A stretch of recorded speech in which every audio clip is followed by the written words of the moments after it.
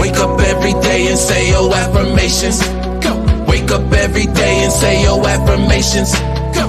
Wake up every day and say your affirmations. Go. Wake up every day and say your affirmations. Go. Happiness and kindness is a choice. Wake up. That's it. All right. Mhm. That's it. Smooth. It was very smooth. How do you feel, John? Let's get into it.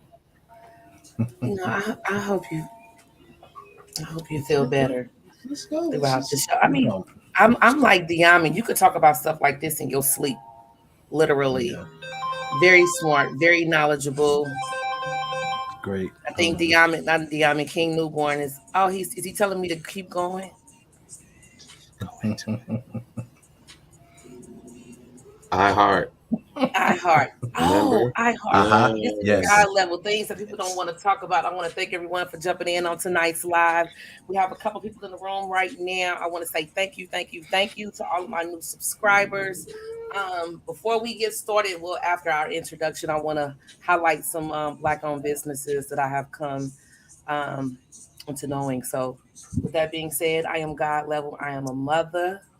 I am a nurse. I'm an entrepreneur. I have this podcast. I'm a sister. I'm a friend. I'm an aunt. I am everything good. John, you want to go ahead and represent yourself? John Skywalker, the Sly Talker here. Lyricist, spoken word artist, martial artist, personal trainer, lover of life, student of psychology, and I am a father who has 5 hip-hop albums streaming on all major streaming platforms now. Dimensions, Higher Dimensions, Lightbenders, The Law of Affirmations. Yo, if y'all like positive, conscious hip-hop, that 90s golden era lyricism, check your boy out. Check your guy out. Check me out. John Skywalker right there. Look that name up.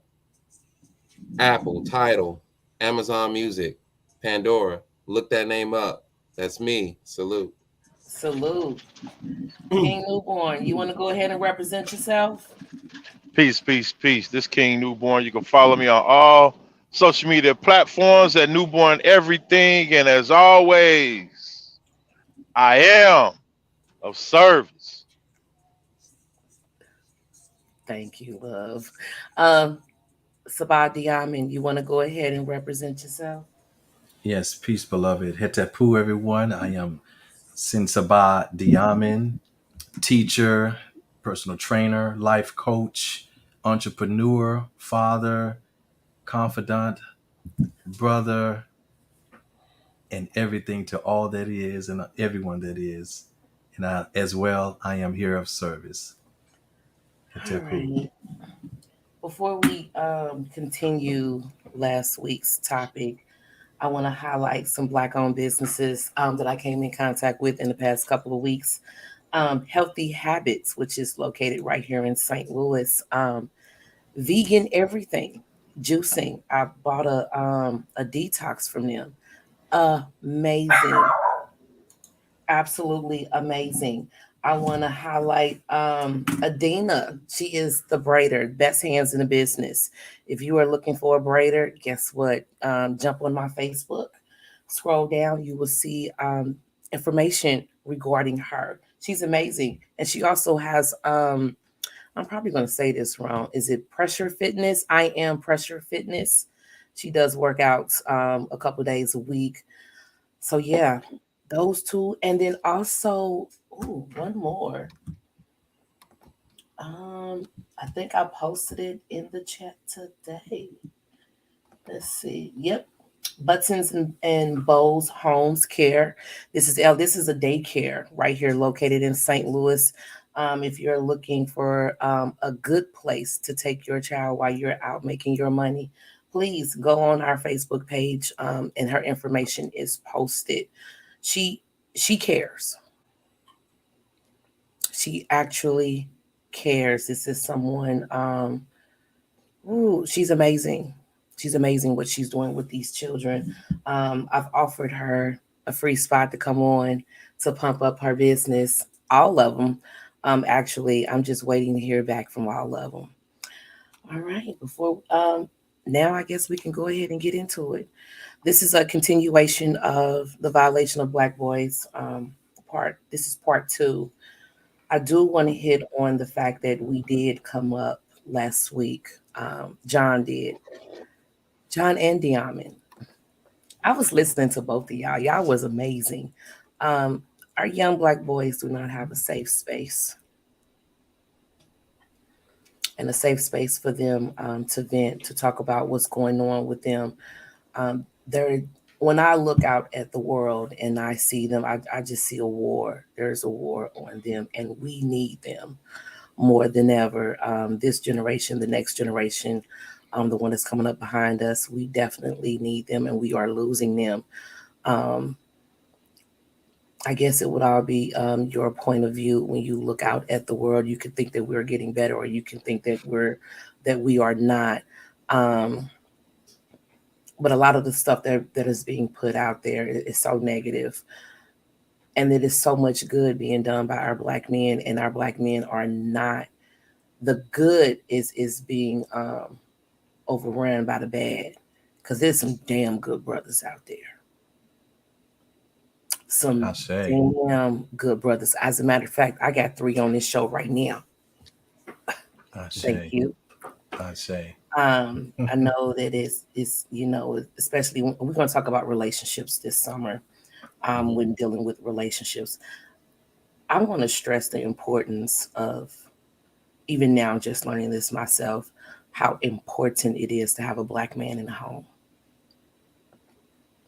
to bring about that balance with that family, especially when raising sons. If there is no father in the home to raise these sons, how are they going to learn to become a man? That's what I want to hit on. And then them growing up, and John posted a very good question in the chat about how men are taught not to cry. They're not allowed to show emotions. So they're walking around with all of these emotions bottled up, growing up as a young adult, and then when they get older, they explode. And the reason why they're exploding, because they've been taught to hold all of that in. They can't do that. Our young Black boys need a safe space to talk. Another man in their life who, hey, excuse my language, got their shit together. Someone that can, not that they can mimic, but can give them a different point of view on how to be. A different outlook, because they need it. And we don't give you all as much credit as we need to, especially coming from Black women. I know there's a lot of songs about being an independent woman, but hey, baby, that shit gets old.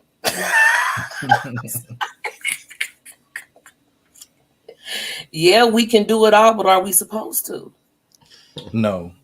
Exactly. In fact, that's the illusion. You can't do it on your own. We cannot do it all. So please stop. The word independent. There is nothing on this planet, in fact, an entire universe, that is independent. Exactly. Yeah, there is no such thing as that. That's the illusion. That's the trick. Said that we are nothing without you all. You all are nothing without us. We need each other as much as y'all need us. Like, for real. Like, what's going on? I got a question. Go ahead. So, last week we did speak about a safe place, right? Yes. Okay. As a boy, what does that safe place start, and what's the model image of it? That's a very good question. Most people would argue that it starts with mom, right? Woo. Most people would say it starts with mom because nurturer, right? Nurture, yeah. And then also establishing a sense of self. Mom typically does that, right? But I wanted, as you were talking, the first thing that came to my mind was, in some sense, we talk about the safe spaces and how it's not there for boys. It's supposed to be there with the men. It's supposed to be there with the brothers. It's supposed to be there with the moms and such. Some of it is conditioning. A lot of us have been conditioned to, and mainly because we're not equipped, right? We haven't been socialized to extend compassion, understanding, and empathy, patience in those safe spaces to our Black boys. So a lot of that is social conditioning, right? So mom isn't equipped, even though the first few years of her life, she had the equipment to do it. But after a while, it's as if her expectation shifts because he's developing, right? He's growing. And perhaps she has this belief that he's supposed to already have it together. This could be her first boy. And if you're a female that hasn't grown around a father in the household and any brothers, you don't know how a boy is supposed to be socialized. You don't know what the struggles are, what the challenges are. You don't understand the process. And so you develop into a woman and you expect, because you've been watching a lot of media and you've been hearing things, you haven't been close enough to study the process of a boy's socialization. So when you're 21, you're 25, 27, you expect a man to be like this. And you, as a woman, also haven't been equipped to handle a large range of emotions from a man. So you may understand that, all right, he's happy and he's angry, and I know how to deal with that, but I don't know how to deal with a man that's been sad. I haven't seen that before. So I don't know what to do about that. A nurturing mom, it's interesting. A nurturing mom tends to know how to respond to that in the earlier ages, but as he gets older, there seems to be some confusion sometimes, not all the time, right? So if mom isn't one of the first to provide those safe spaces and dad is not in the home, who else is there, right? I mean, the boy might be lucky to have aunties and uncles, but even, again, they're also vulnerable to the socialization and the conditioning. So boys are going to look to their peers. Oh, but the peers are underdeveloped themselves. They ain't got the answers either. Right. They don't know more than they do. Yeah. So, all right. Especially, and I came across a video not too long ago where the boys were talking about how after a certain age, everything changes in terms of what you're allowed to do as a boy. It's just a snap. So your friends, you may have grew up with friends since the 5th grade, and as soon as you start to hit puberty, there are things that you can't do anymore as a boy, especially crying. Crying becomes one of those things. Intimacy becomes one of those things. There's only certain secrets as a boy that you can share at this point. And so you learn just without question, you learn as a boy that, all right, this is the homie, but I can only talk to the homie about certain things. Then a lot of the conversations are short. You're not having deeper conversations anymore. You're just having fun, especially when your kids as boys. A lot of our relationships are just based off of the fun, the connection. It's more active, it's more doing and less talking. It's not as passive as with females. With females, there's a lot of conversations going on, right? With boys, it's more about utility. So you start to learn one of those, critical messages is that your worth as a boy, as a male, as a human being is based off of what you can do. How useful are you? After a while, it used to be you could exist as a boy and you were valued for just existing. Then after a while, as you develop, your worth, your value as a male, as a boy, becomes contingent upon your intelligence and the things that you can provide, your talents. It's things that are expressed, but it's not about you just merely existing. And then even again with the emotions, you have all these emotions, but no outlet, no way to express them, no access to the language, not even a model, because of course, you don't really see it on TV, right? Well, now our media is doing better at exhibiting that, right? If you guys seen Creed, there's really good example there. But yeah, it should start with mom, and it should be modeled by father as well. Okay. It's I'll take that. Well, can I Yeah. add? Can I add? Can I? Go Let me ahead. add to what he was saying.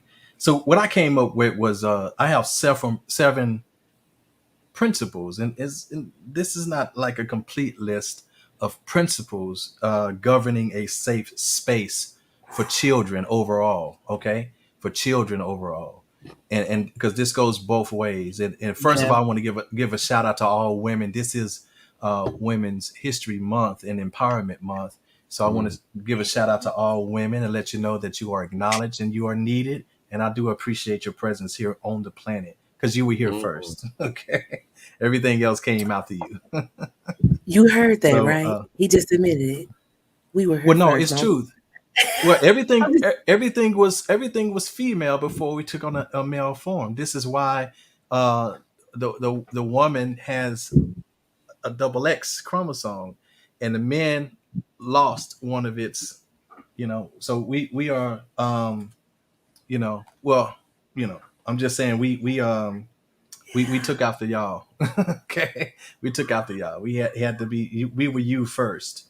Everything starts out as female, and then eventually comes to. So I just want to give that. So, but the main thing here, I want to talk about these 7 principles. Okay, and these are not in any specific order. Okay. Okay, but so first there's nurturing. Yes. Okay, so the safe space have to be nurturing, and so this nurturing space, this is a space for the child, whether it's a little boy or a little girl, to find comfort and to find some sort of a safe haven or feel secure, in it, feel protected. In other words, okay, Yes. and also it's got to be a space conducive for the child's expression. Okay, children have to be able to express themselves, right? And within reason, but they also have to know where to go, because the expression itself, that's them expressing their curiosity. They're getting curious, but also that leads me to the third principle, which is exploration. It's got to be an environment where they can explore their curiosities. Explore. Okay. And through that exploration, this is just like anything else. Once we subject ourselves to something, then we begin to learn about it, because the kids' whole mental environment is all about learning. They're in this whole receptive mode. So their receptivity is extremely high at that point. Yeah. They're learning from their environment. This is why exploration needs to be part of their environment. Also, the fourth one is it's got to be an environment that fosters understanding and lack of judgment. Okay, understanding and lack of judgment, and the only way to do that, there's got to be some healthy-minded adults around, guiding the child. Because if the adults themselves didn't have such an environment, then they're not going to grow up to provide in an environment that brings about understanding. They're going to be emotionally running the household. And that's going to be a limitation when it comes to understanding and lack of judgment. And then the fifth one is direction and guidance, giving direction and guidance to the child. And nowhere in here am I going to say discipline. And the reason why is because discipline is a self-learned behavior. When it's enforced upon somebody else, it's called tyranny. Okay, it's not longer discipline; it's tyranny. All right. So that's direction and guidance. Actually, while you are witnessing the child as he explores and express himself, then you're guiding him to what's safe and what's not safe, and what's appropriate and what's not appropriate. So you're guiding them, right? And then the sixth one is an environment where they can learn healthy habits. Okay, they can learn healthy habits to become functional members of society, and not menaces to society. Right. And then the seventh, of course, like I say, last but definitely not least, and also, but not just up to this, but not withstanding anything else that needs to be added, but examples to emulate. The kids needs in their environment, they need examples to emulate, or else they won't have direction at all. It's one thing to tell a child something, but it's a whole nother thing to show them. Mm. It's a whole nother thing to show them. So for me, these are the things. So I think that the safe space should be governed by principles, certain principles. And that's Mhm. that. And to me, that's no matter whether mom or dad is there, because we know that there are certain situations where you're gonna have situations where either mom is not there or dad is not Yeah, there. it's not there. Yeah. Yeah, or sometimes neither one of them is grandmother or Yeah. auntie. Mm, you Yeah. mhm. know, or even Yeah. somebody, a stranger. But either way it goes, this is the environment that needs to be. These are the principles that need to be present in order for it to be Right. continue to be a safe space for the child. Did we hit on trust? Um, I can write that one down. Yeah. Um, The but child has to trust. be able to trust the person that they're talking to. Well, Like, I yeah, trust I you can. with the information that I'm Yeah, getting ready to give you. yeah, Um, yeah. the only person I trusted coming up was my grandmother. Mm, Hmm. mhm. To a certain extent, but I didn't tell her everything until I got older. And then I told her everything. But coming up, my grandmother will always sit us down. What you doing? What's going on? Come talk to me.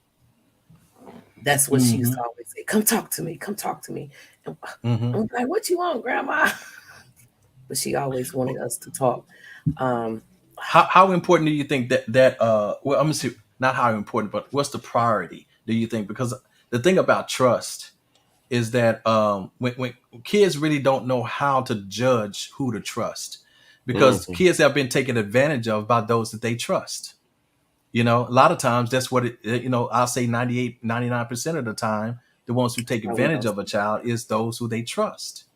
Yeah. So this is why I say guidance and Hmm. in direction, and also learning healthy habits, but also and that's why it's more important to teach a child and let them determine who to trust and who not to trust by whatever with the information that you give the child. So Hmm. make sure, so it's got to be good information that you give them so they can learn how to trust the right people. You see, so yeah, so it's very important, but it's not one of those things that should be automatically inserted, because again, it's a learned thing. It's a learned thing, and they're going to have to learn how to be attentive, to determine and to make a judgment about who should I trust and who should I not trust. What does this trust looks like? Yeah. What does it look like? So, and it's a very tricky thing, because even as adults, we don't know who to trust. Mhm. Yeah. Even as adults. You can say that again. Hey, it is You what it know, is. also let's add in the fact that we're dealing with a different time. And Mm. the reason why I say this, at one point we look to other people to trust. Now we look to social media to Oh. trust. Uh-huh. You have Right. from almost 5 up to the adulthood that we rely and trust more in social media to leave our deep thoughts, our true passions, our true emotions, the things we really go through. We'll open up to social media before we open up to a person. But the thing is, when you open up to social media, you subjugate yourself for ridicule instantly. But you be thinking you handpicking select people to trust in a safe place that you feel you can open. That's scary to me. Absolutely. Absolutely. And Yeah. yes, Shelly, you just reiterated You exactly know, what I just said. Shelly, I'll tell her like her. Eight Yeah. three two 318 6966. Can you call, honey? Yeah, if you can Mm. call in, Shelly, that'd be If you nice. ain't got nothing, I mean, you watching, you might as well just call on in. Mm. So Shelly was my daughter's daycare teacher. What? When my daughter was there at Animal Crackers in Oh, Wisconsin, Shelly was my daughter's daycare teacher. So she knows Shelly was one of my circles. She was just one of my circles that one of the people I had in my circles that also assisted me with raising my children when I was a single father. It's a village. So Shelly's a ride or die. I love Shelly. She's a ride or die. Go Shelly. Call Yes. Shelly. The number is posted 832-318-6966. He's dropping some nice comments. I really appreciate. I see Love Shine is watching. Hey Love Shine, hope all is well with you. I can't shout out anybody else because I don't know any. Oh, Marquita Monroe is watching. Shout out to you too. Thank you for joining our live tonight. John, you want to pick up where he left off? Because when it comes to this man thing, y'all, I'm the nurturer. I'm the nurturer. Well, but you switch. You don't just women still discipline with their nurturing. Yeah. So there is this is another misconception. There is no such thing as women only being nurturers and men only being disciplinarians. We offer both. We offer both. Each one of us offer both. It's just that when we come together, if there's a man over here and a woman right beside, then the child can get one or the other, from the from each one. But at some point, the man still nurtures. He still nurtures. The woman still listen. I got both of them from my mother. I got both from my mother. Isn't that a beautiful image? Yes. A black man and a black woman and a black child. Happy family. Oh, hold on. Let me see. This is God Level. Who am I speaking with? Shelly. Hi, Shelly. How are you? Hey, and thank Shelly. you for watching. Let me put you closer to the mic. Diamond just gave us that part. This you. one right here. What? In most cases, it's going to be hard for men to nurture. We're going to touch on that. Yeah, we'll touch on that. Absolutely. Because they haven't been shown. I want to thank you for being a part of our podcast tonight. How are you this evening? I'm very well, thank you. How are you guys? We're good. Thank you for your comments. You want to go ahead and tell us a little bit more about you? So as DM, I'm already stated, I'm Shelly. I worked with kids for 20 plus years, so I took care of his daughter. I knew his son, and so I have quite the background with kids and varying, dealing with different cultures and everything. And I've always been kind of that go-to teacher, even when I was like birth to 3, the school agers. Like I was that person that was entrusted because I didn't repeat things, and I wouldn't just genuinely there for the kids. Like even though I don't work with kids now, I'm still kind of that person, even in my neighborhood. Like there's a tag written on me or something. You just got that mother image. That's all it is. That is good. Yeah. I'm everybody's auntie. Everybody's auntie. How did you create a safe space for your children at school?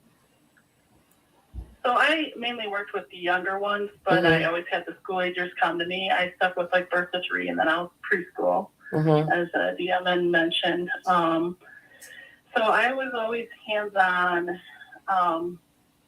learner with the children, and I, made it a point to like make sure, I learned about different backgrounds and cultures, and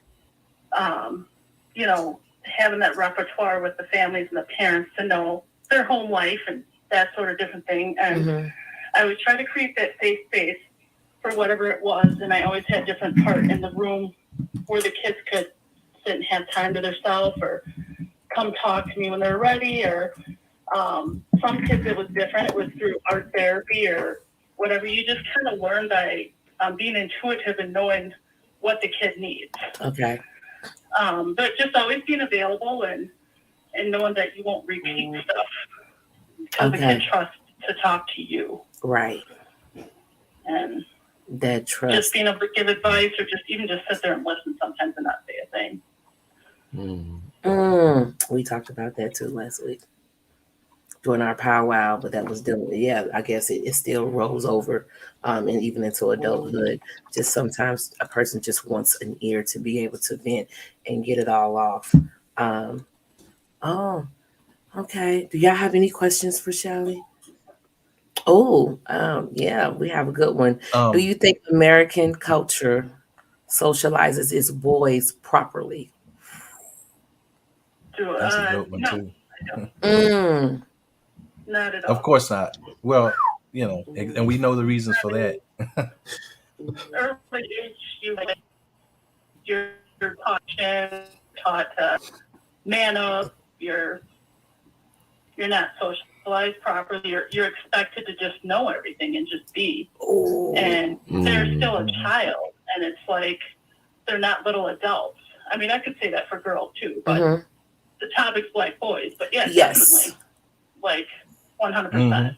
Mm. I'm gonna show you my daughter that Diami, Shelly took care of. mm-hmm. See, I You just want was to show getting you ready. a picture of my daughter here. So that's my daughter that Shelly took care of. Of course, here she's Beautiful. in college and everything, but she was barely 2 years old from the time she got to know Shelly. So yeah, Yep. She was a good yeah. kid. So she's still a She's great kid. and she still is. She's a beautiful, beautiful I do kid. think about them often though. Like Mm-hmm. I ran into one of my kids that are in college recently, and I didn't recognize them, but they recognized me because I guess I look the same. But yeah, Mm. it's kind of amazing to see where they are, and Mm-hmm. other kids, you had that kind of impact, even though you took care of them when they were real little. Right. Yes. Have you been approached a lot by children you've helped? Early? Yeah, some have found me on social media actually, Ooh, that's wonderful. and have been in contact with me some. I do have another question for you. Why do you think we condition our boys to repress their emotion in childhood, yet expect them to be emotionally expressive in monogamy? Well, that question's deep. That And is really it- I'm sorry. I'm trying here. whoa. I don't know how we expect them to be emotionally available and, emotionally intelligent, if you will, if they're repressing it constantly, because they're not. Because what I have found working with kids for many years is boys especially, it turns into anger and depression. So how are they supposed to be secure and manly and available and protect and provide or whatever they're expected in our society and culture? It's just not going to happen if we don't change the teaching and system, and it starts at home as well. From our parenting and teaching and everything. Like society expects it, and if we don't change, we're in a whole lot of trouble. Oh yeah. I mean, we're already heading not in a good direction. Right. Yeah. No, yeah, we're go ahead. And me, I always like to clear up a little misconceptions. But some of the phrases we use, I think sometimes they're being used without much thought. There is no such thing as a man not being emotionally available, because even in his decision not to be there, like in that way, it's still an emotional decision. So what emotions are fostered and conditioned within the man, and that itself has a lot to do with with his upbringing. Because somebody who's not emotionally available, then is just in a neutral mode. He'll just be neutral. Mm-hmm. He'd just be like pretty much just at peace, and he maybe Well, nonchalant here or I have to there. challenge that. Okay. All right. And I say that because and it's funny because one of our viewers, Lanyetta, she's watching right now, and just taking it all the way back. I was that guy, and Okay. so I understand what they mean when they say emotionally. You're aloof. you're emotionally aloof. It's like, all right, there's Bingo. no, Sorry. You're aloof. yeah, emotionally you're Mhm. aloof, so you're always cool. Mm-hmm. You're always collect, but Mm-hmm. the woman doesn't get to experience you on an emotional level, so she just gets someone that's very cold and calculated. He may perform all these acts of services. He may perform all these acts of service, but he's not emotionally invested in the relationship. He's doing all Okay. the right things on the surface, but as far as like, do I make you happy? Are you happy with me? And he Mhm. might say yeah, but he doesn't actually feel that. And it's like, even within himself, he doesn't have the access. And I'm saying that just from personal experience. I didn't know what it meant either. Like, it's really unavailable. Yeah, so that's what I'm saying. I know what she's talking about, and it kind of like Okay. pains. Yeah. Man. I was Yeah. there once. But So I mean, for me, it's really hard to imagine being somebody who's really having spiritually cultivated such a level of emotional absence, Mm. to actually be emotionally unavailable. Because like I say, even your choice to be aloof, well, even with that, that could be you still offering, that could be your way of you offering compassion, your way of showing that I care. It could be your way. And just because somebody else, it doesn't agree with somebody else's way or how they think you should be, it doesn't mean that you're not available. It's just that you're doing it your way. Just like that book, Love Language, that we talk about. So these kind of things, is always an emotional reaction or response. Something is driving the behavior of a man, and his emotional state could be that he is afraid of being vulnerable, like we had talked about last time, right? His Yes. vulnerability. So showing things in that way can make him vulnerable. So he chooses another way where he don't feel vulnerable to express himself or to emotionally be available. And it may not look like what somebody wants him to do it. So Yeah. that's why I'm saying it's just, Yeah. it's just kind of the ways. I still think I can't even imagine you not being emotionally available, brother. Man. Yeah, that was Acts of service could You- be their love language. right. But Yeah. again, that term right there, it used to Yeah. bother me mainly because I knew what they were talking about, but so it's not to say that Saba's wrong, but there is a barrier Understood. there. So Yeah. so there's a distance. I It's get like it.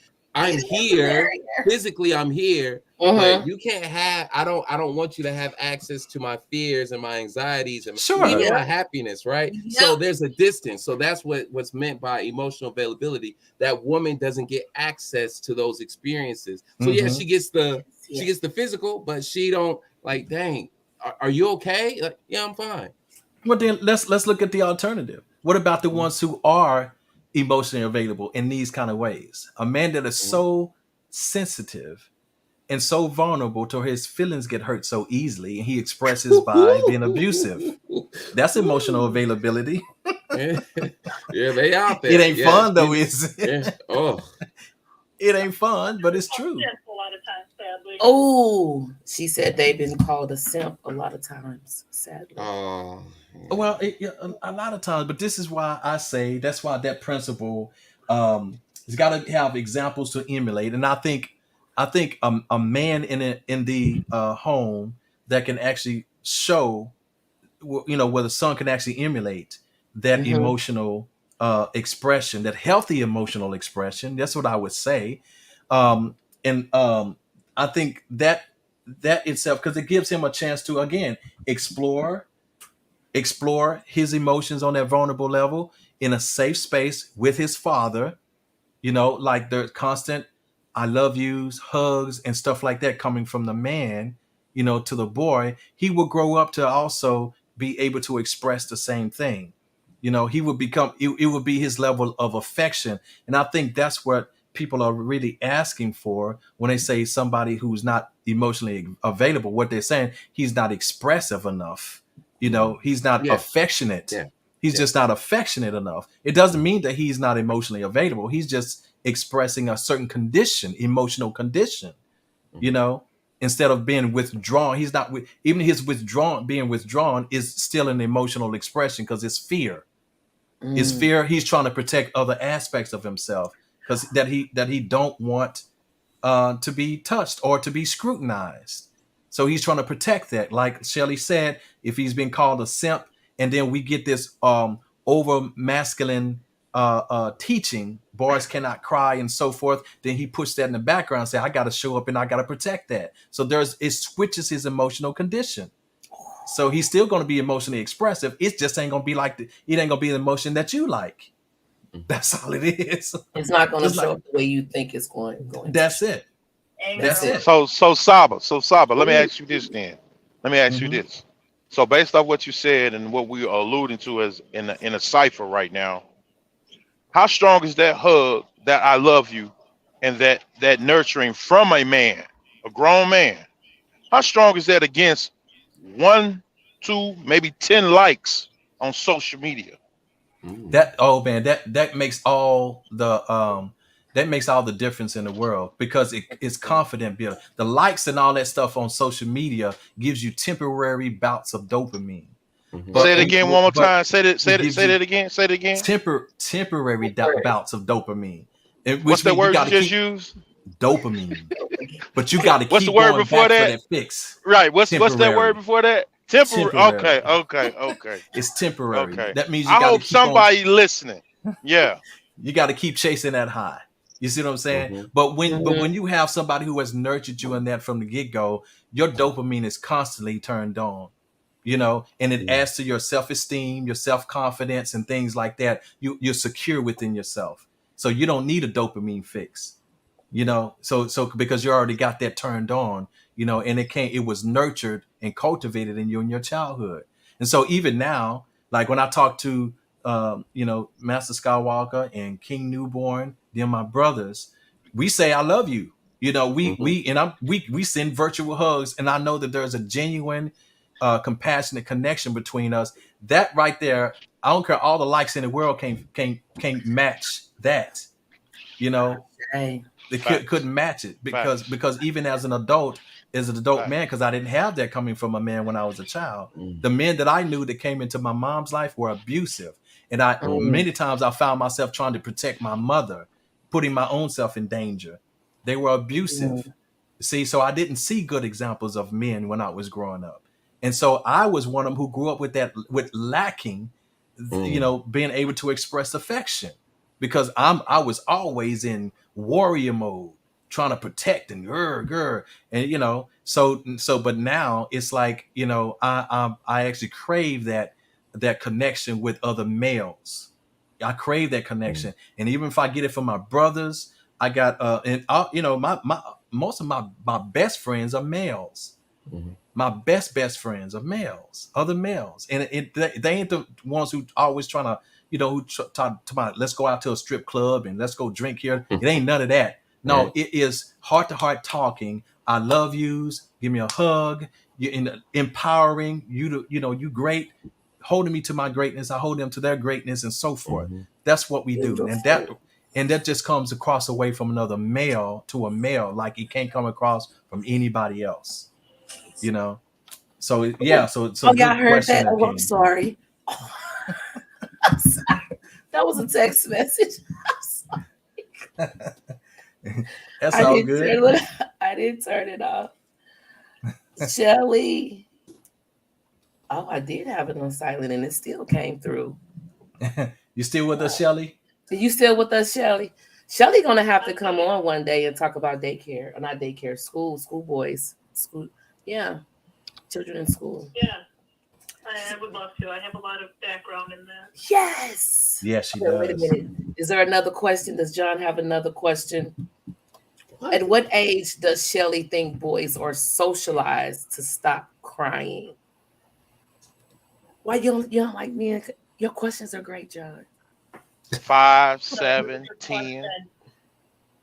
I've seen it, quite honestly, as young as 4 or 5 years old. Mm-hmm. And I'll be honest, I've noticed that difference with the race, black boys versus the black a white boy, you know, or Mhm. you know what I mean? Just as an Yeah. example, I've noticed they're expected to be tougher in some cases. In some places I've worked, like I've seen it and I've noted it, like I've corrected other teachers, like in private, and some of them aren't even aware they're doing it, sadly. And it's just, you know, Mhm. like I mentioned, even in the books, like Preschool to Prison, the pipeline, and how it's just from early on, I would say the crib on, Mhm. infancy on, and you know, it's like, you know, people say, oh, like to stop them crying at like 2-3 years old, but like I feel like it's really pushed down their emotions before they're in school at 4 or 5 years old. Not completely, but you know, I would say completely more, you know, at school age, but I would say it's pushed down quite a bit at 4 or 5 years old. Wow. I wasn't that teacher that did that, but I've seen it firsthand. Right. Oh, allowing that release is very, very, very important. No Mhm. one's going to walk around bottled up with all of that. My grandmother was very old school, excuse my language, but she would always tell me, don't let my son pack that shit. I allow him to let it out. When my son gets around me and we're talking and he's having a moment, I allow him to have that moment, cry, get it out, and then I hug him so hard. And Mhm. remind him, I love you. You are great. You are amazing. You are loved. You are wonderful. Allow him to get that out and then squeeze his ass real tight. Excuse my language. So, yeah. No, that's awesome that Mhm. you do Yeah. that. And the I'm very affirmations, affectionate. My daughter calls me now and be like, I just wish I could have a mommy hug. I give Mhm. out hugs. I'm gonna hug Mm. your soul. You're gonna feel it. Feel it. I'm sorry, Shelly, I didn't Indeed. mean to cut you off. What were you getting ready to say? no, I was just going to tap into what you were saying, that you're doing great with your kids, you know, with the affirmations and the hugs, because Yes. so many times kids, especially boys, are torn down, like, oh, you're being stupid or you're this or that. And a lot of times they internalize that as I am stupid or I am that, you know, and they're torn down enough out in the school and in the streets and on the playground and wherever, like at home. It's amazing to hear when a parent provides a safe space, and by allowing those hugs and that affirmation and allowing them to cry, Yeah. it makes them emotionally intelligent as they get older and makes them more emotionally available the way society wants them to be. Yes. Yes. Kudos to you for that. 'Cause, Thank you. like, I haven't seen that much, and Ah, baby. when I do, I like to point it out. And Mm-hmm. I'm a big believer in hugging and affirming and Yes. stuff, you know, because myself, I didn't grow up with any of that either. So Mm. I've learned to be the opposite. Yeah. So, I didn't grow up with that either. I was tore down growing up. Sometimes I look at my life and I be shocked and surprised how far I made it because of all the negative things that were spewing out at me as a child coming up. To even see that I've made it this far and doing this well, you know, I could be doing better. Is an accomplishment in itself. I'm just I be in amazement, like, wow, here I am. And then I'm Mhm. breaking that surrounded. generational curse. Ooh, yes. And then I'm surrounded Mhm. by 3 intelligent, wonderful men who have helped me to see that there are good men out there after I've been through so much with men. To be surrounded by them Yeah. is amazing. Yeah. Yes. And say, DMN, you have been that for me. Oh, You've yes. been around. I won't get into detail, but I've been abused at all points by men. And Mm. you were one of the first safe spaces for me where I actually felt comfortable being around you and Mhm. safe in your presence, if you will. And I felt like I could be open, like as a teacher, as a friend, as just everything. So I appreciate that. And even though we don't, you know, talk a lot nowadays, you're still, you know, up there in my books. Oh yeah, I see you. You always around. I see your face all the time, and I really appreciate everything. But But yeah, but thank you. It is my honor and pleasure, to be that way, because I cherish you. You'll get nothing less than that safe space and secure feeling from me. I have another. Thank you. Let that. You want to let that breathe? Let Because I that have breathe. another question. Okay. I did too. I have another question too, but go ahead with yours. Okay. For boys growing up in a single mother household, do you think the ideal of boys being the man of the house is detrimental to their development? Yeah, Oh, definitely. I was asking Shelly.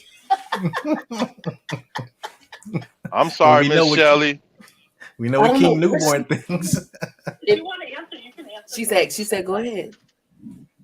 No, I mean Well, you're trying to put anywhere from a 5-year-old to a 13-year-old in a man's position. That don't even Mm-hmm. sound right. It really Right. That don't. alone, Mhm. you know what I'm saying? That I'm just saying that don't even sound right. This young man, he ain't even figured out how strong he is to battle against his friend in wrestling. Let alone, you want me to do what? Act like I'm the man of the house? Make decisions? Critical decisions? Well thought out planning? Strategically? Nah. I'm finna go play with this basketball, this football, or I'm finna take this stick and just go hit stuff because it looks cool. And you want me to be a man? Nah, I'm good for Mhm. taking out the trash. I wash some dishes, but I'm still trying to go outside. Joy, he got me good yesterday in the chokehold. I gotta get him back. Right. Yeah. Right. You know what I'm saying? I ain't think of a man. What, you just put the man out? That mean I'm next. I don't want to be a man. Let me go finish outside with Joey. Cause see Keisha, she up the street. She smiled and laughed at Joey when he choked me. I ain't like that. I gotta get Joey back. Oh Mhm. no, you can't be man of the house. No, that's too much. That's too much Right. pressure when It when is. when the man of the house ain't even accepted by not only the system but the woman that's supposed to be his safe place. Right. So how Mhm. did that work? So it's Right. man. Mhm. Right. Absolutely. Absolutely. Do you What made know me how think much of abandonment? My bad. Go ahead. what inspired that question is as you guys were talking, there's a song by Rhapsody. Rhapsody is one of my top 5 um, Mhm. rappers of all time, and she's got this song. It makes me cry every time I hear it. That's why I don't listen to it a whole lot. It's called The Man, right? It's called The Mm. Man, and she's telling this story about a black boy who grew up without his father in the household, and it's the same tale that we all know. We're very familiar with it.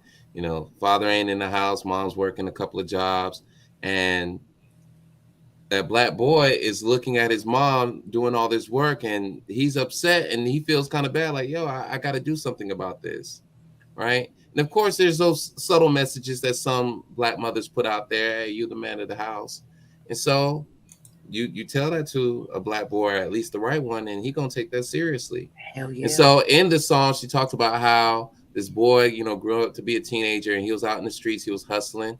He had the weaponry on him, he had that work on him, and then his dad came around, and he had to confront his dad, and yeah, he made his dad feel like shit. He made his dad feel like shit. He was very angry, and he held all that hostility. And I think this was like later into his teens, and he was like, I'm the man now. I'm the man. But he was saying it with tears in his eyes. It's a great story. Great song if you guys haven't heard it, The Man by Rhapsody. So that's what inspired that question is, I've heard it. My mom used to say Mhm. it to me, right? And I took that seriously. And it's not like she told me to do anything. She was just like, yo, you're the man of the house now. And I've heard other men say, hey, yeah, my mom said I was the man of the house too. It's like, yo, so what's that like? Right. For some, it's all right, I'm gonna just go get a job as soon as I'm old enough. Others, it's like, yo, I need to talk to so and so down the street. He putting out work, and he rolling in that benzo, and he iced out, and he getting all the girlies, and he protected. He got a crew. I need to be like that because I ain't got no other model to build from. I'm the man of the house. I got to do something, So that's what made me bring that up. Is it detrimental, or is it helpful? Does it challenge a boy to just develop faster and just make things happen, or does it actually hinder? I would say it definitely hinders. Okay. It definitely hinders because you're skipping an important part of his developmental process to jump him from embryo to full blown mental man. When he has no there's everything in between is part of his development. And so that's like you jumping from from basic arithmetic, skipping over everything else, and then you getting right to calculus. When you get there, there's a whole bunch of processes. It's going to be holes in your foundational understanding, of how to even calculate such equations, to where you're gonna find yourself failing a lot. And it's just the same as we develop, from boys to men. Then there's a process. Everything that happens in between is so necessary, from the time from us being able to play with our little toy trucks, us being able to play outside with our friends, us getting in trouble at school, being mischievous, all that stuff, learning motor skills. I was a gymnastics. We didn't call it gymnastics. We call it flipping, because I learned it in the hood. I was like 4 years old doing double somersaults on a mattress, and then went to the ground and started doing it because me and my friends got together and did it. By the time I got to high school, they thought I was a professional gymnast. Never ever took gymnastics in my life. Never was formally trained in gymnastics. So this is what I'm saying, that developmental process, but then that led to my physical conditioning and things like that. So yeah. And what was you gonna say, King? And then I have a question before we let Shelly go. Shelly, you still there? I'm still here. Okay, thank you. Yeah. No, I was just gonna allude to the fact of what John statement. That cycle is vicious and detrimental. Reason why I say that, because for the same reason that this this boy, has been said, you the man of the house, could be the same mentality of the man that was just put out the house. He only knows how to cater to the situation, but he has no foundation, no blueprint, no how to, no guidelines, no nothing. So in his mind, he doing what he did for his mom, for his current woman, or the mother of his children. But the mother of his children is looking at this like, this ain't no man. But then you just pass down orders to your son to be a man, or you the man of the house. It's a vicious cycle. A vicious cycle. And you know what that psychologically translates into, brother, is that it could have been her trying to dominate the situation, trying to have control, because this is probably why she put the man out and now wants her son to be, because that's somebody she can control. It could be that. You just never know what the reason is. You know what I'm saying? It really doesn't take away from her. Don't know what kind of emotional or personality chemistry that you're dealing with. So now the son's got to put up with it. Facts.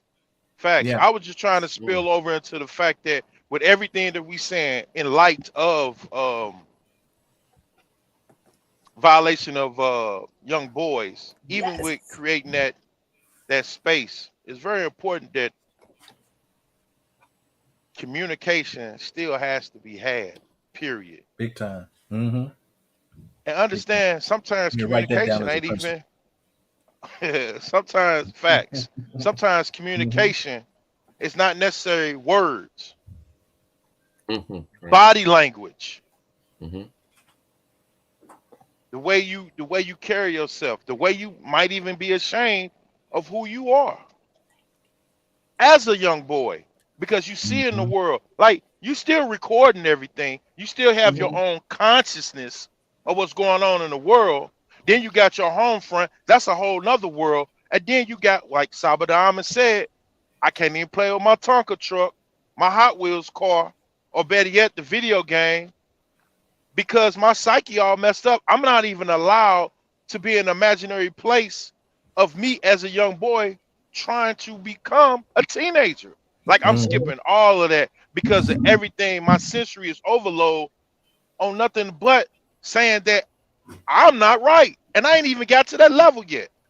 Mhm. And Wow. look at our example of that. Well, we have, Michael Jackson, who as a very, very young boy had to assume this very adult role of going out to entertain the world. When he Mm. was just a boy, he was still in elementary school.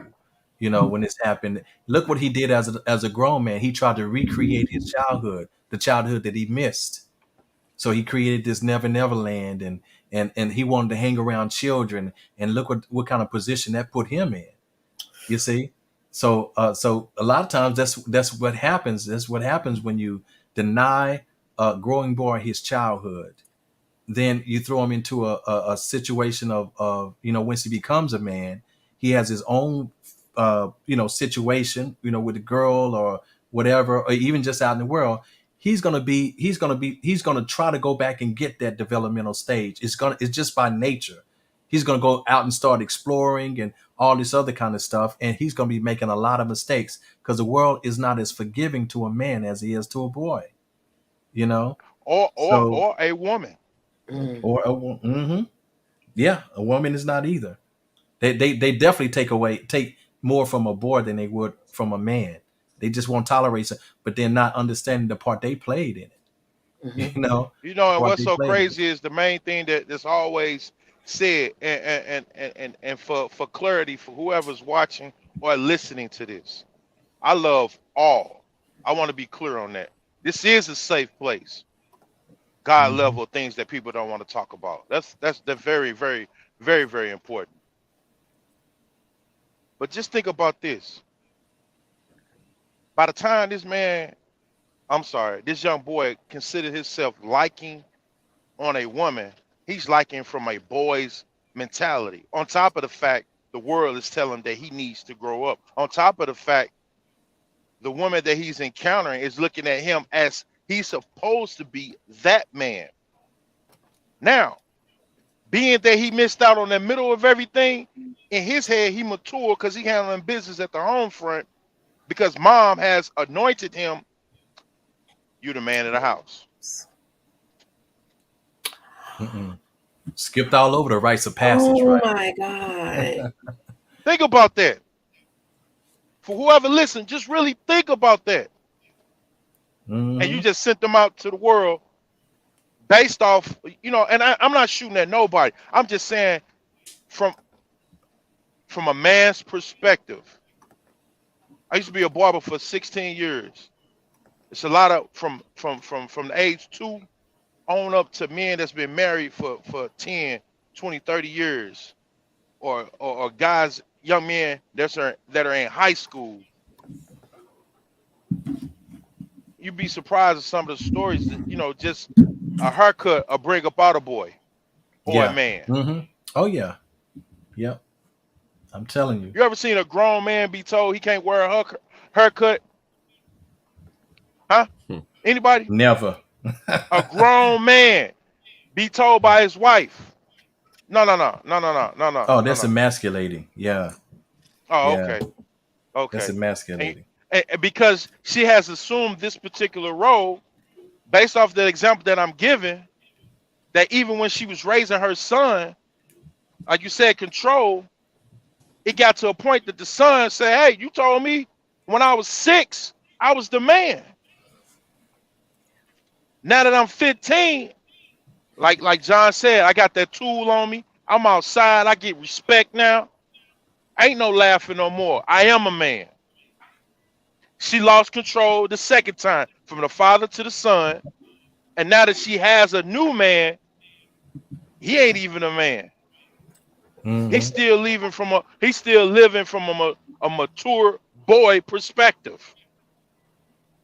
That's why she able to say, sit down, give him a basic haircut because I don't want all this extra outside when we at the gas station. And you be like, something that's simple, man. Mm-hmm. then That's then right. then became a straight stone silent killer in our community, in our culture, so fast, Mm-hmm. so fast. When it could have Fast. started with one conversation between man and woman saying that, hey, you know what? I don't know what it takes to operate as a man. Hey, I don't know what it takes to operate as a woman. All right, well, let's sit down, let's figure this out. Because we Together. have we have an example we finna put out in the world. Yes, there it is. Because Mm-hmm. basically what you just said is you're acknowledging that the way that we was brought up was we was not brought up the right way. Mm. So people are acknowledging, okay, yeah, I wasn't brought up the right way, but let's sit down and figure out how we can do it the right way together. Mm-hmm. We still And it's have gonna Shelby take on. some Whoa, egos. It's whoa, gonna take whoa. some egos to be killed. It's gonna take some egos to Hold be on, killed to King. do Hold on, that. King. Yeah, Hold, we hold still on, gotta hold on. 'Cause handle our caller. wait a minute. We still got. Wait a minute. Y'all Diamond know has what a brother question for Shelly, and then we're gonna let Shelly. We sorry we didn't have you on this phone for a minute. We're gonna ask one more question, and Yeah. then we're gonna let you go, honey. Go ahead, Diamond. So, in response to your comment, when you said being open and available to kids with no judgment allows a safe space and able to trust eventually. So, learning their instincts too. So, it's very tricky, Diamond, who to know who to trust. What would you say? How do we encourage what type of a way should we interact with children in order to allow them to build a healthy amount of trust, and being able to allow them to gauge who they can trust and who they cannot trust. What should we be teaching our children as far as that goes? Well, one thing I would start out with is like to be that safe space, like their everyday interactions and constantly affirming the kids and just being there for them. Like kids learn and grow through meaningful, purposeful play. And psychologically, they need to know that you're there for them. And if you are not judging them when they're at their worst emotionally, AKA throwing a fit, just acting at their worst, being naughty, as they would say, or just crying or having a really hard time, and just being there, letting them have that fit and being able to teach them how to talk through that and affirming like how they believe that it's valid. And then you also have to teach them, because they're a kid, how to handle that situation. Yes. With what to do. And it can look a lot of different ways depending on the kid and their situations and their backgrounds. Yeah. Okay. Like if they've been abused or neglected and like also like trusting the kid when they come to you with something, really listen to them and really believe them. Don't dismiss what they say, because that allows their gut instinct to kick in. Be like, oh, okay, if I feel this way, I should trust it. See, like if you go to an adult and you're told, oh, no, that's not possible, or no, that didn't happen, this, that, and the other, they're taught not to trust their gut instinct. And by being available, if they come to you with something serious or for something little, they'll be able to come to you with something more serious. Yes. Hey, this happened to me. Yeah. And they'll trust you with that. And by doing that, that helps them to evolve emotionally and everything else. Absolutely. Yeah. Absolutely. And what you intuition. Yes. And what you're saying is important to the relationship between the child and the parent. The parents need to gain the trust of their children, because nowadays, remember, we have kids offing themselves, killing themselves, and the parents knew nothing about what they were dealing with in their world. The kid never felt comfortable coming to the parent talking about their issues, because you can't. And this is why I didn't put down discipline as one of my principles, is because the way people view discipline. Discipline also is a broken down process. Yeah, it's a broken down process. It's not just divvying out punishment. You know, Right. it's not giving out punishment, but discipline is the way that you interact with the child, period. And you can guide the child. That's a disciplinary action. But like with me and my son Chandre, um, you know, I had to talk with him about drugs when I knew he was actually smoking weed when he was in middle school. And I just had to talk with him. I didn't make him feel like he was going to get in trouble for it, but I educated him about it. And then he started to come to me when he felt like he was getting out of hand. You know, he came to me and talked to me about it, you know, on his own. He was not scared. And so we talked through it.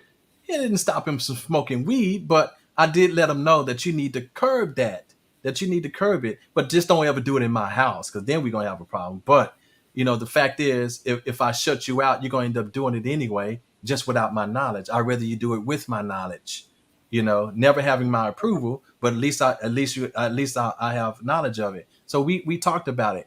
Anytime he went through anything, I was the first one he called. Every single time. So that trust is invaluable when it comes to parent and child. You know, how my son trusted me in that way, because he knew dad is not going to scold me. Dad is going to guide me through this. That's what he trusted, that he would get the answers he needed to get through it. And that's what I gave him. And I still do that today. Oh, absolutely. Mm-hmm.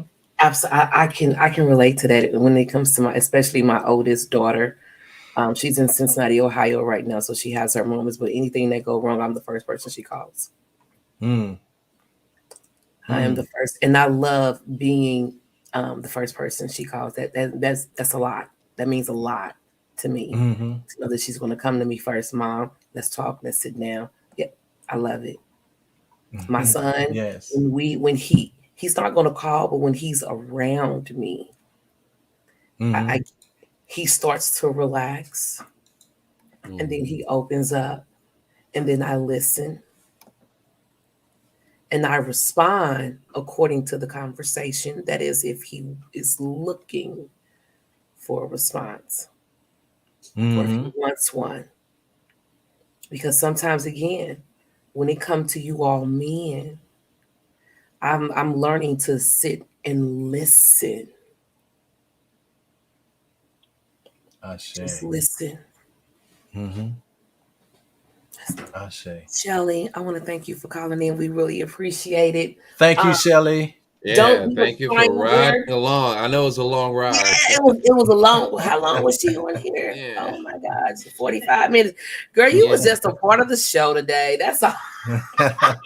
Thank you, Shelly. It was good to hear your voice today and everything. Thanks for having me. Absolutely. Y'all. All right. And we'll talk again, I'm sure. Absolutely. Thank Absolutely. All right. you. All right. Bye. Bye now. Mm-hmm. And I did. Yeah. Go ahead, King. Oh, I want to say another violation of young black boys is fear. It's what? Fear. Fear. Yeah. Oh, so you say it's another violation? You fear. Yeah. Fear. I can see that. Well, I want him Like to expound John on there. it. Expound on All that, right. because I want to know. I I got want a to see story what for you. perspective. Oh, I you got a got story one. for you. Okay. I got a story for you. It's a There you personal go. story. It's a personal story. So look, fear can open up a doorway to many different things. Mm-hmm. You know, you got the fear if you don't do this right, you know, there's a consequence, right? Mm-hmm. You got a fear of it's dark. Turn the light on, fear goes away, right? Mm-hmm. Mm-hmm. There's also the fear of what we keep alluding to. You better not cry. You Mhm. better not cry. Mm. Do you know I had a bully in the third or fourth grade? And I used to have to fight this boy almost twice a week. Mind you, I don't know how to fight. But you better not cry. You know what that does to a boy's psyche? Psyche, You better not cry, but I ain't gonna give you nothing to equip yourself to handle this situation. Mm. Hold on, I'm gonna go even further. I bet not have to pay this work to come to your school to see about this. I go another fear. Mm-hmm. Mhm. Now, Mm-hmm. when the time come, quote unquote, to have this safe place to be able to talk about what's going on, the only thing that you're being told is what we alluded to tonight as well. Mm-hmm. You need to man up, suck them tears up, and we're gonna help you with it. Do Mm-hmm. you know? Do you know my uncles as a lesson to not be scared, to overcome fear? I bet not cry. I'm sharing. I'm just transparent right now. They used to toss me across the room back and forth.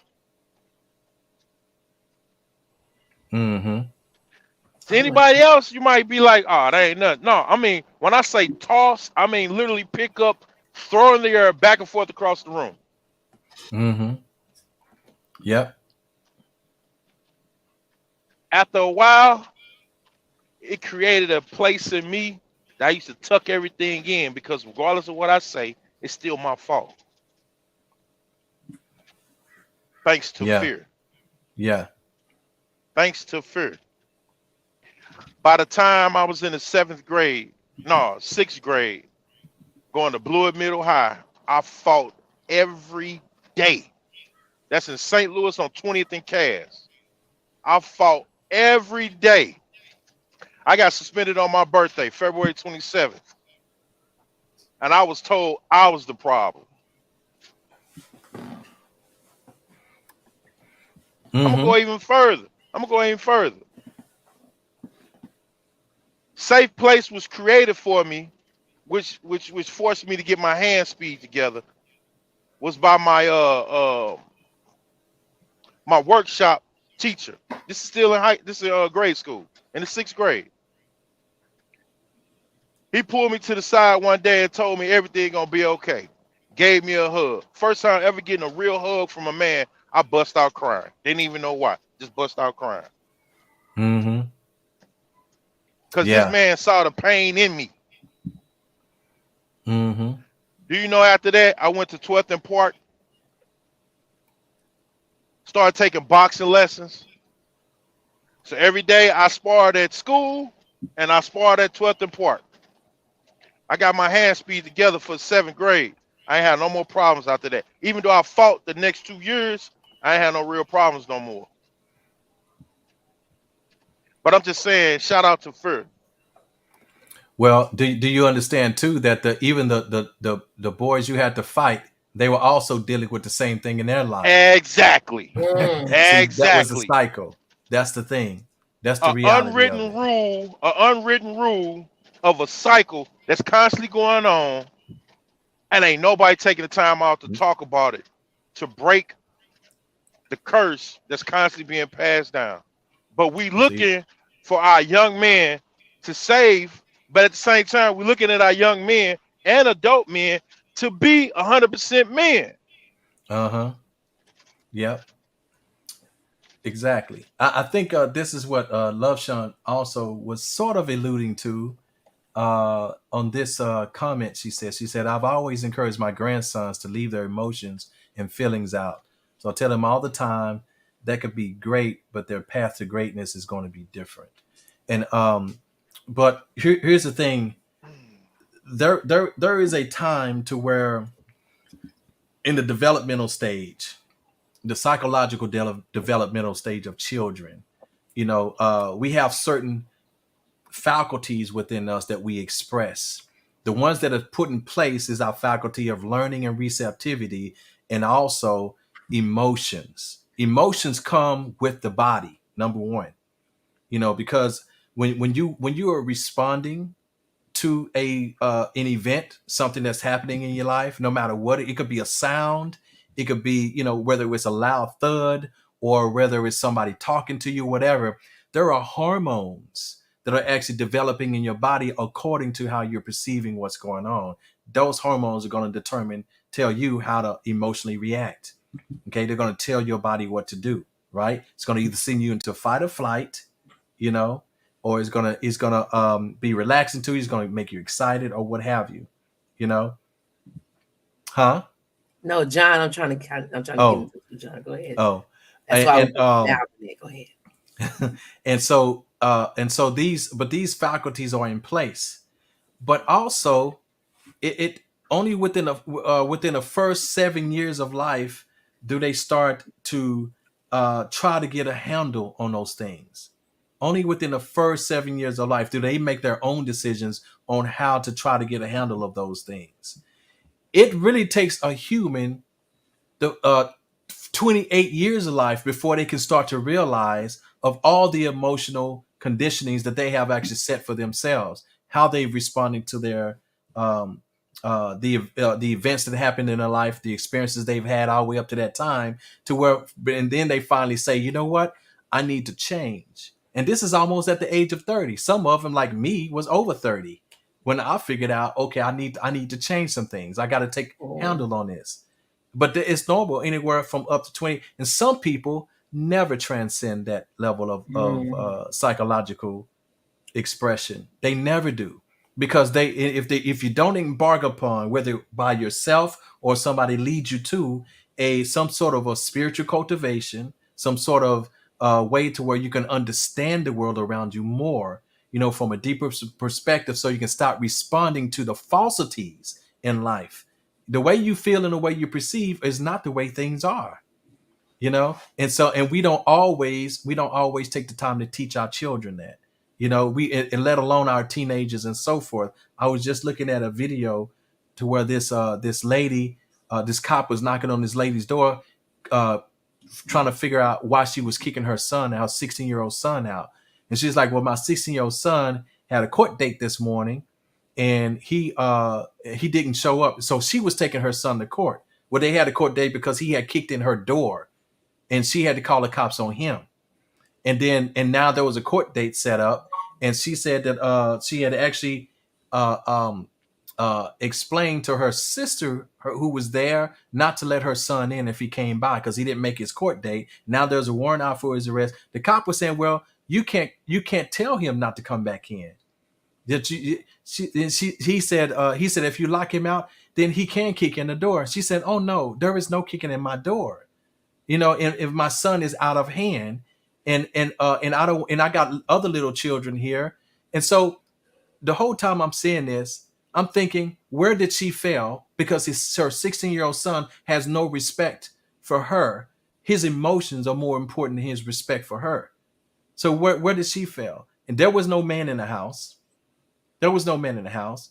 And this is a culture. I'm gonna say it like this. It was a culture to where they let their little boys just do what they want to do, and then eventually these little boys end up growing up to be entitled. They have this sense of entitlement, and they show it early, end up being abusive to their mothers, and then eventually to their spouses, so I see that a lot in that particular culture. So anyway, so this is what we're saying when it comes to not showing, telling them to leave their emotions and feelings out. That's one thing, but when you snatch that rug from underneath them, you have to replace it with something. There you go. Again, that's where the guidance comes in. That so you can't just tell a kid ain't gonna know how to leave their emotions out of it. They don't know nothing else. There is no wisdom or knowledge there to replace that. There is no guidance. So it's gonna have to you're gonna have to understand that it's not just that cut and dry, but when you do that, make sure you give good guidance. Knowledge and wisdom, rules. It rules. All right. So communication, that's why it became my 8th principle. And thank you for that. So communicate to the kids, with your guidance and everything. So anyway, that's my new spiel. Beautiful spiel. Thank you, Lynetta, for that comment. And it becomes a vicious cycle that continues over time. Ashe. It does. King Newborn, you have anything you want to add?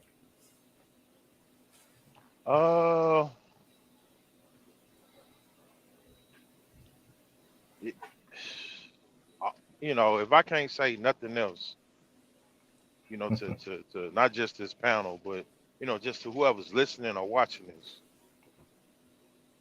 let's take a small evaluation of ourselves and really make sure that if it's not in our home front, who do we encounter that sometimes we don't allow a space to be a safe place for anybody to open up to, including ourselves. Sometimes we don't even create a space for ourselves to be de-stressed. So I mean, I don't know, from a young man's perspective up until my age now, just sometimes just having somebody that you could talk to that be like, you know what, I understand, I get it, Mm-hmm. make a world of a difference, man. That's it. That's it. It does. And that's no matter what the age. I'm telling you, we need that Facts. now. Facts. We need that now. Well, I applaud you, Diamond, Oh, well, thank you. for What? for making a change within yourself to become a better man. Thank you. That's what God level is all about, baby. That's it. That's God level all day long. And Mhm. don't worry about how long it took you. You did it. It's done. Did it, right? Yeah, my brother too. I applaud Newborn because he is so far removed from who he used to be. John, you too. You could have been out there, but you chose a different path. I applaud all of you, man. Even though you went through what you've been through, this is how you've turned out. Look at the beauty of that. Now you are of service to the community. You didn't allow for something that had happened to you in the past to dictate the rest of your life. You took control of it I say. and decided to do Mhm. something different. And you became better men because of it. Great men. Someone put, you all are great men. Yes, absolutely. And I am honored to be on this podcast with three of the most intelligent men that I have ever come across. Thank you, beloved. It's So definitely my pleasure and my love it. honor. I Man, still got work, but I appreciate it. Oh, we man. all do. I'm not a completed That project don't never yet. stop. But you are so far removed from who you used to be. Mm-hmm. Yeah, but This I ain't day mean, one. no, Of course. it's not, but it is a day.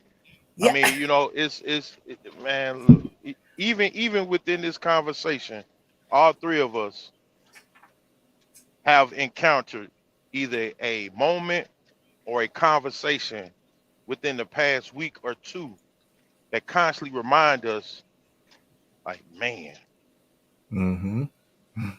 I know how far I've come, but it's always that little but. Yeah. I Mm-hmm. still got so much growth and development to To do. encompass. I Mm-hmm. still have so much growth and development to encompass. But furthermore, like my brother Skywalker alluded to backstage before we even came on the air, you know how hard it is to not feel completed when you have a task that just bugs the fuck out of you, and you be like, I need to come up with a solution because I don't like for this to be not done, Mm-hmm. unanswered, hovering around. Like, how is it that I can't fix this? Mm-hmm. Man, that's Mm-hmm. a what do you mean? I know I make sense. This is A, B, section C, but it comes with one, two, three. And if you just go if you just go straight down the line, just like Saba said, if knowledge, wisdom brings understanding, which adds to your culture or your way of being or your ritualistic practice that you do on a daily basis. And if that's true, how is it that I can't succumb to a solution for something that I feel is quite obvious. Mm-hmm. Man, that's Yes. Yes, Shelly. Well, last time I used that scenario, and she was talking about. She said, just think of an elephant. You can't eat the whole thing at once, one bite at a time. I remember facts. the last time I used that analogy to somebody. That's why you got to be careful who you're talking to, because this dude was trying to say you shouldn't go around eating elephants. They ain't do nothing to nobody. Now he was serious. I said, I didn't eat an elephant, brother. That's not. I'm not saying I ate an elephant. He was really thinking I was talking about eating an elephant. He's, you don't eat elephants, man. I said, you know what? You're not qualified for even this level of conversation. Let me leave you alone. But I get it, Shelly. Thank you. Thank you. Before we go, I want to at least throw this last bit in here. Mm-hmm. The influence of hypermasculinity on not just American culture, but Black culture, and also how it intercepts with the socialization of Black boys. It's right there in front of our faces, right? Mm-hmm. And a lot of people don't give much acknowledgement to the reality that hypermasculinity typically leads to men having a lower life expectancy, death from violence, speeding, and death from tension-related diseases, right? You got to really think about how this energy leads to aggression in men and even isolationism, right? Depression. And it's perpetuated throughout our culture. And it touches on Black boys at such a young age that it just becomes our reality, right? And it's almost a prison, and there's no way out. And it influences our parenting and influences our relationships with women. Hypermasculinity is correlated to violence and domestic abuse, sexual abuse, even non-sexual abuse, right? And I do want to give credit to all the men and women out there that have been trying to neutralize and I'll say neutralize hypermasculinity in the culture. But it is a major problem, not just in Black culture, but also you can find it in other cultures as well. But when you see all this machismo that's going on in Black culture with Black men, and there's an era where, it used, especially like New Yorkers, New Yorkers, Harlem, right? Where, there was a certain archetype you had to adorn yourself with as a Black man. You had to wear Timbs, baggy jeans and such. And even today, that's the ideal archetype of Black masculinity. But it's not just how we present ourselves. It really is about the behaviors, right? Mm-hmm. A lot of risk-taking behavior.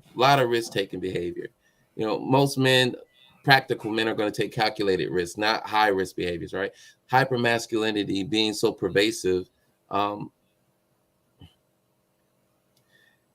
it's going to lead to us dying, right? So I want to give acknowledgement and respect to everybody out there that's been challenging those stigmas of that's associated with hypermasculinity. And just speaking from experience, I remember growing up, even just considering how I viewed women coming up, right? I had a balance, but I noticed, especially looking back, through the lens of my 20s, looking back and just how I objectified women, but it was unconscious. I wasn't aware that I programmed myself or allowed myself to be programmed to view women in such crude ways, right? Even though I loved and respected women because of my mama, I was still fighting against those forces, right? I was still met up with those forces. And a lot of, you see it in a lot of Black boys. There's certain conversations that we can't have. Even looking at my nephews now, when I picked them up from school, there was a practice that I kind of came to with my son's early development. I would force him. No, force isn't the word. I would compel him to talk to me about his school day. Right. I say force, but I was really just like, hey, what happened at school today? And the reason why I did that is because I noticed that when I would ask kids, hey, how was your day? Or how are you? I would always get these very short responses. I'm like, no, let's have a conversation. Let's talk. And they'll talk, but you got to give them something to talk about. So something as simple as, hey, just tell me what you learned at school. Tell me what happened at school. I realized how important that is in not only allowing them to express themselves, but also to develop their own language in expressing themselves, having the tools to do that, because a lot of Black boys don't know how to express themselves. And it's weird. It's weird because in certain regards, in certain, like we know how to express ourselves through what we do, but in terms of conversation, you know, there's some lack there, right? And so I wanted to, you know, make that a practice for my nephews and for my son. But I also just realized, dang, you know what? It hit them too. So hypermasculinity is a pervasive problem in our community. Heck, we even got the example of again, Jonathan Majors and Creed 3. Yeah. Just off camera. I mean, just off camera. Brothers taking pictures together. You got one video where they just, you know, showing that brotherly love. Brotherly love that we all know about. There's a lot of Christians out there that know about that brotherly love, but then at the same time, the irony is you can't do that. Oh, it's all brotherly love, but you can't do that. But it's brotherly love, but you can't do that, right? And then in another video is released where, you know, okay, their sexuality was somewhat questioned. Their masculinity. Oh yeah, I saw that. Right. And then in the other one, that's the problem. When they're together, they're looking, you know, at, you know, all that moonlight right there. And it's like, dang, y'all didn't even try to be subtle, but it's like, okay. And just not too long ago, you guys were questioning their masculinity. And now we're upset that they're objectified. Come on, y'all. And see, but that's a societal issue right there, is that it's going to be scrutinized in such a way. You know, you know, if you're, because there is a group of even men that's out there that'll, you know, that'll take anything you say and try to make it seem like it's going towards that other way, you know. But the thing is that that what you were saying though reminds me of the character. Remember the movie Glory with Denzel Washington, Morgan Freeman, and so, you know, about the 54th Regiment of Massachusetts, you know. But that Denzel Washington's character, I can't remember the name of the character, but that was a hyper masculinity. How he kept picking on the weak guy, the guy who couldn't speak good, you know, and who was seemed to have the weak demeanor, but he would actually bully him. But then when it came time to give a speech, he couldn't talk. He was like, I ain't much about no praying. You know, he didn't know what to say. You could tell he really clammed up in these moments. But when it wasn't in that, when the spotlight wasn't on him, then he will be picking on this weaker guy, you know, to make himself feel good. But then when the spotlight is on him, he didn't know what to do. You see, and so we have things like that. And then when he was given responsibility, you know, it wasn't until the end that he was given the responsibility to carry the flag, because the sergeant had fallen, so he had to pick up the flag and carry it, you know, and he died. So that was his big moment. He did that with honor, you know, like and you know, if you carrying the flag, you ain't got no weapon. Okay, if you carrying the flag, you ain't got no weapon. So you know, if you carry the flag, you are vulnerable because you're at the front too. You're also at the front, and all the guns are behind you, and except the ones that are in front of you are the ones that are shooting at you. So you're going to be the first one to get shot. But that itself is one of those things where I got to prove myself. You know, even if I die trying it, and I've never had the ability to show that I'm a man, but here it is.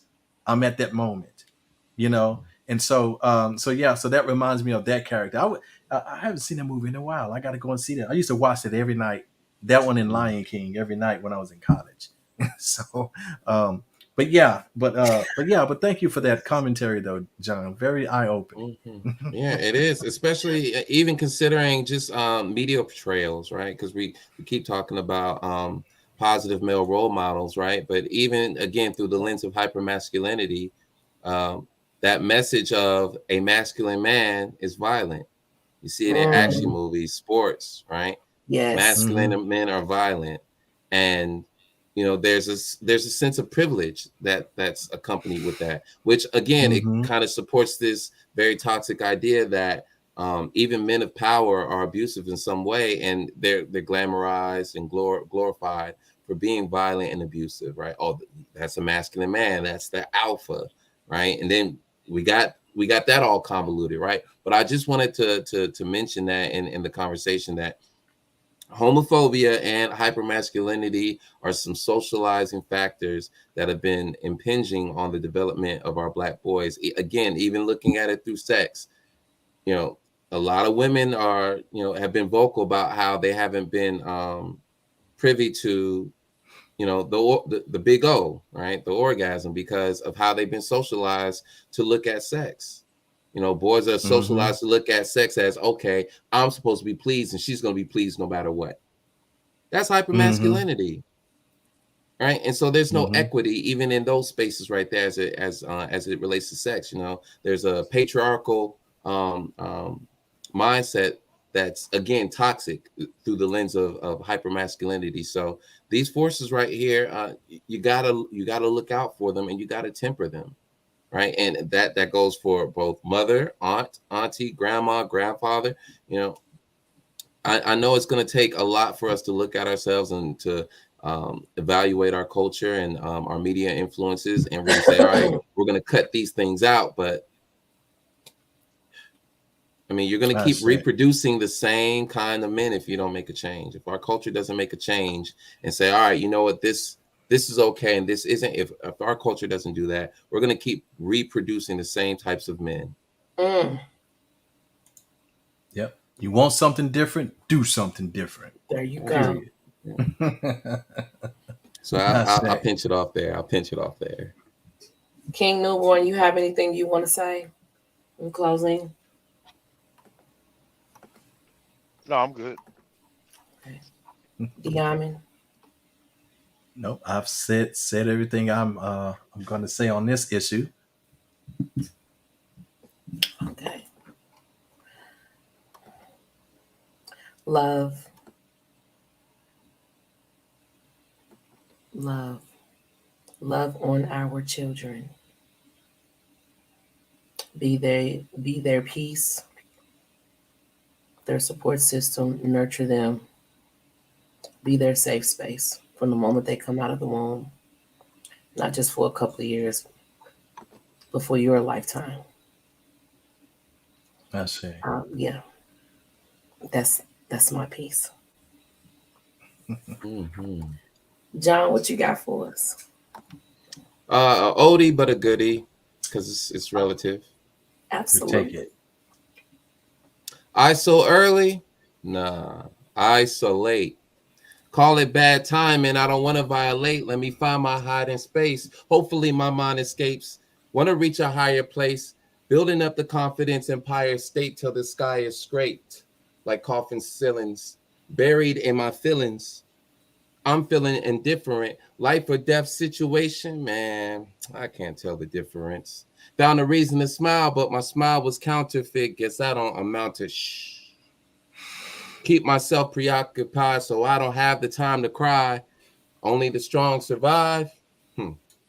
I've died 1,000 times. Even though I only live one life, I'm renting just to own it. To find out that I owe it. 7 light years of emotional distance.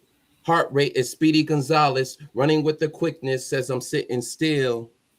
Heated from an argument, but I just need to chill. I heard they manufacture meditation in a pill for mass appeal, but I don't think it's real. Truth is hard to swallow. If you're hungry, then you will make it happen. But what the bleep do we know? Red pill, blue pill, both of them placebos. Democrat, Republican, I don't see color. I mean, I don't fuck with none of it. not even pornographically. It's virtual insanity, fake personalities battling. My mental health becomes a casualty. I can't exercise my right to make things wrong. Saying less is more. I'm getting short to get along. To be alone like I owe it to myself. I'm behind on my payments. I guess I'll keep delaying. My heart is the Four Seasons Resort. She spends the night, then she leaves, doesn't text, doesn't call until she needs another vacation. Yo, who taught you queens to treat kings like slaves just to call it a boss move? You say what I deserve, but never give it to me. Glad you find it amusing. I find it confusing. Practice what you preach, but preaching just ain't my style. Myself is a vibe that I haven't felt in a while.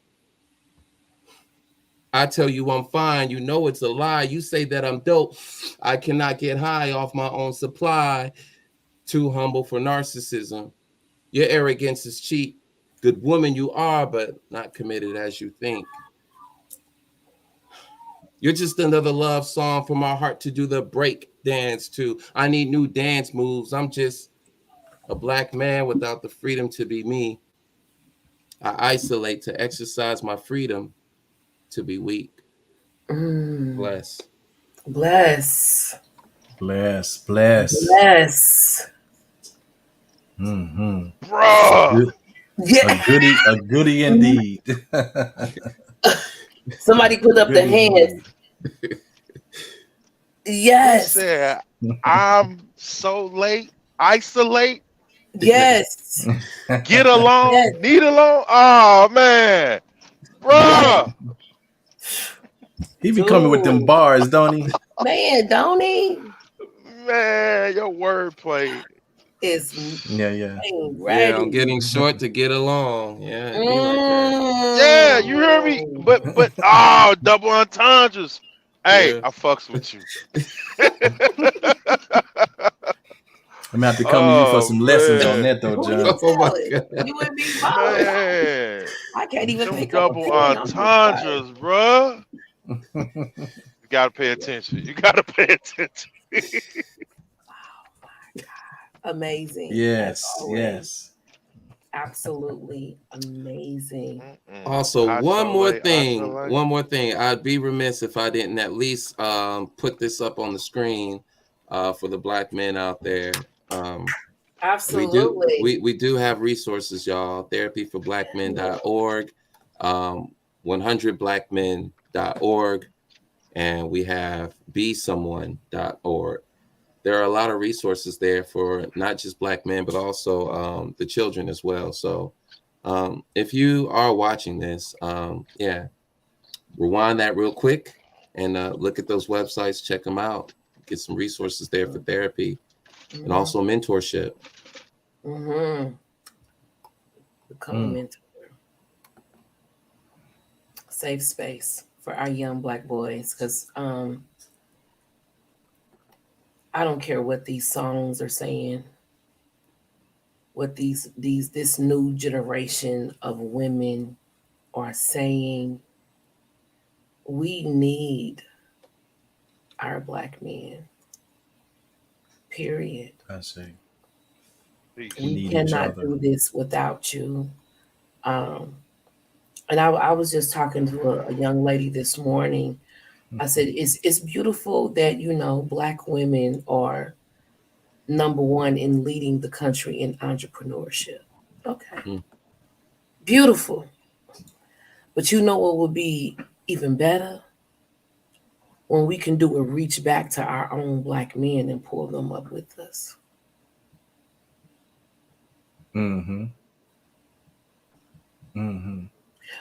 A lot of women out there are looking for men to be all the way together and they ain't even got it together themselves.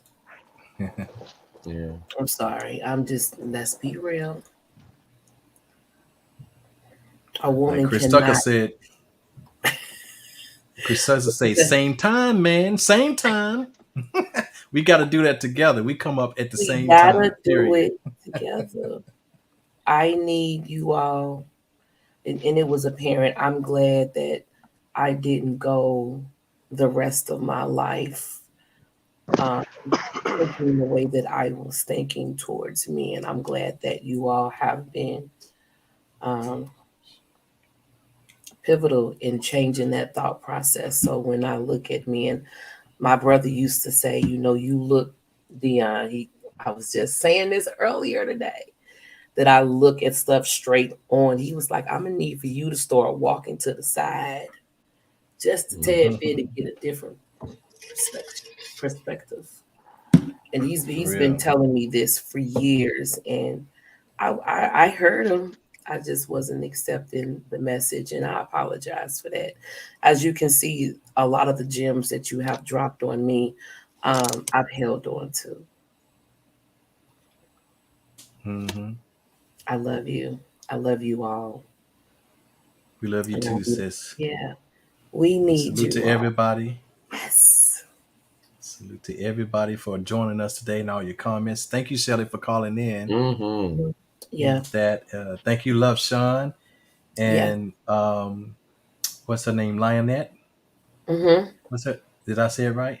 I think so. Oh, Lanyetta? Lanyetta. Sorry. Yeah, I was looking for her name. Lanyetta. Thank you also for your comments and everything. And I really appreciate it. We are because you are, for sure. There you go. Thank you to all of our new followers. We appreciate you. We are currently on YouTube. I'm sorry, YouTube, Facebook, Spreaker, Twitter, Apple Podcast, and iHeartRadio. Yes. So yeah, I say. very proud of that. Very proud Before of you that. dip out, I just want to say this. I know. The first true lesson of submission is to our children. Mm. Come on. Yes. I just want to, please understand that. Yes. Well done. That's very, very important. That doesn't mean that you're being controlled. That means you're in submission to their will and pleasure, and nurturing and discipline. Mm. That's important. That's important. I ain't got nothing else. I'll be quiet. I say. It's okay. It's okay. We will see you all back here next week for this is a continuation of the violation of Black girls. We didn't go into the solution. You mean Black boys? No. You said continuation of the violation of Black girls or Black boys? You're talking about from the end. Yeah, I see. Yeah. Mm-hmm. Yeah. From before. And then after that, we're going to talk about the Black family. And then next month we have, I'm just going to wait. Next month we're going to be talking about, I hope we get a lot of engagement with what does it mean to be a man? And I'm not leaving women behind. What does it mean to be a woman? We're definitely going to be talking about that next month. And then, after that, the May is Mental Health Awareness Month. So we're definitely going to be diving in deep into Mental Health Awareness Month. And then June, I'm going to wait before I even put that topic out there. But yeah. So thank you all for signing on. Thank you all for watching. Do not be afraid to invite others to the group. Thank you for sharing. Thank you for calling in. Shelly, thank you for the comments that you've made. Thank you to all of our new followers. We greatly appreciate it. We will see you all back here next week. John. Gotcha. Salute. Salute.